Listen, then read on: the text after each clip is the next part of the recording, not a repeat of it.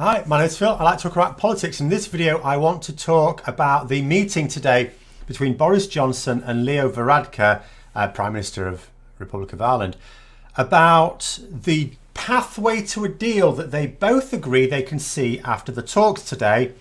And what I'd like to discuss mostly is how it actually doesn't mean a deal at all. But first, if you find yourself enjoying the video, then please click the like button and subscribe to the channel.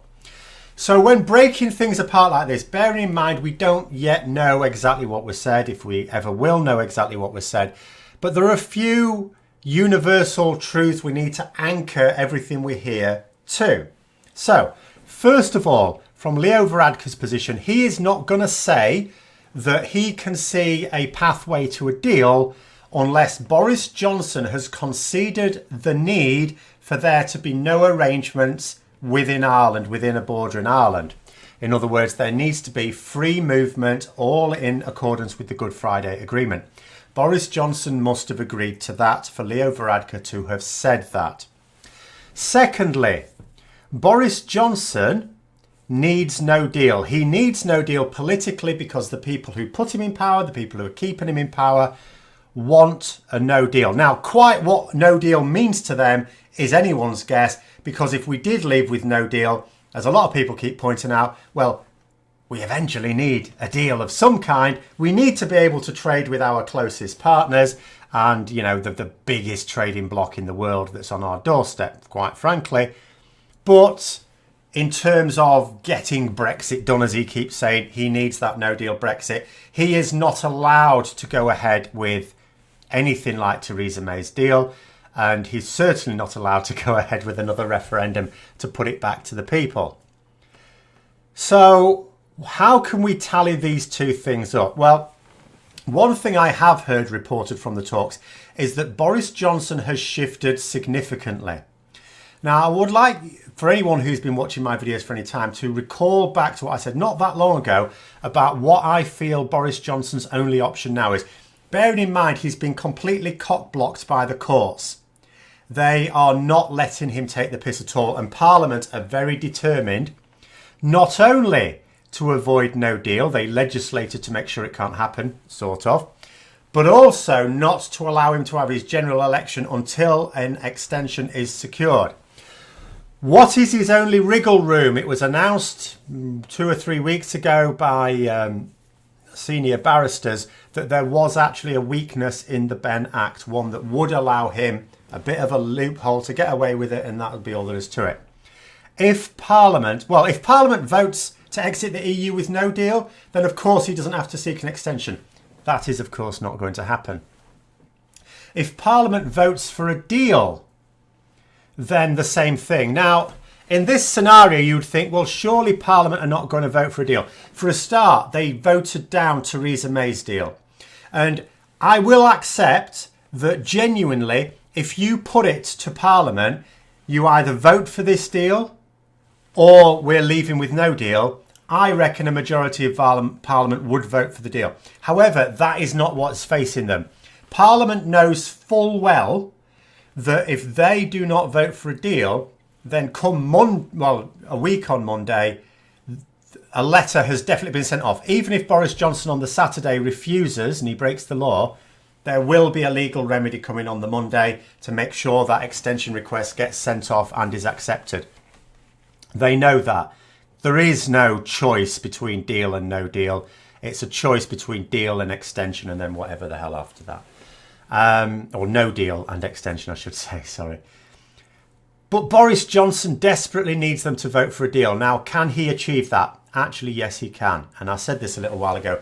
What he would do is he'll basically take Theresa May's deal, which the EU have already agreed to. He'll say to the EU, can we change the backstop so it's Northern Ireland only? In other words, you have a border up the Irish Sea, the thing he said he would definitely not do. They will agree to that. They're fine with that. They are absolutely fine with that. So he does that. He comes back and says he's got the EU to agree to his general ideas in principle. There's been some tweaking. You know what? It's fine. He does that. Now, at this point, of course, the ERG, the hardliners in his party and the DUP would never vote for it. But they will. Because if Boris Johnson gets Parliament to vote for this tweaked deal, and he would be able to do it because it'll be a new session of Parliament, and even if it wasn't, it would be different enough that it'll still get a chance at a vote, then all he has to do is block any attempts for Parliament to vote on the further obligations, and we still leave with no deal. Because this is the strange state of affairs that will baffle the hell out of everyone in the country. Parliament will vote for a Brexit deal. But that doesn't stop us leaving with the deal, because there is further legislation required. There won't be much time to get that legislation through the House. The government should be bringing that legislation before the House. They will not do so. And because the legislation isn't ready to go, I don't think anyone else can do it. I think only the government could actually do this. Basically, Parliament will have shot itself in the foot. Now, this is what I think has probably happened today. I only say probably, I can't know this, but this is my strong suspicion because it was what I thought he was planning on doing anyway. So this is what I think he's done. I think he's gone to Mr. Varadkar and said, look, all right, I can see your points now. Yeah, okay. What I can't have is us locked into the customs union, but I can totally see the issue with Ireland. I mean, what if we just had the backstop arrangements for Northern Ireland and not for Great Britain? And that, yes, I understand that means there's going to need to be checks, but those checks will have to take place between Northern Ireland and the rest of the UK, to which you'll have gone, I'm not sure people in Northern Ireland will be very happy about that, but at the same time, it'll be okay. It'll preserve the Good Friday Agreement. All right, then. That's what I think has probably happened. So how do I think it would now play out? On October the 19th, there is an emergency session of Parliament. This is the date Boris Johnson has to sign the letter if he has not got Parliament to agree a deal. I think he's going to put the deal in front of Parliament. Every MP in the House knows full well that if they vote for it, they're voting for no deal. The hardliners on his right and the DUP will vote for it on that basis. They're not enough. He needs more than that. Those other MPs he needs will also vote for it, or there's a very good chance they will. And they know full well they're voting for no deal. And those MPs are opposed to no deal. So why will they vote for it? Simple. A lot of those MPs are worried about how this is playing out in their own constituencies. As far as their constituents will be concerned, a deal has been put in front of them. If those people vote against that deal, it's like, hang on a minute, Boris Johnson's got a deal that he's managed to get the ERG and the DUP to agree to. The EU have agreed to it. Why are you not agreeing to it? At the end of the day, we have a massive number of MPs that are more interested in their political careers, their political futures, than they are the country. And that is what potentially could get Boris Johnson to win. The opposition parties will tell them exactly what's going on, but will they stop it? I don't know. The main danger is actually from Labour rebels.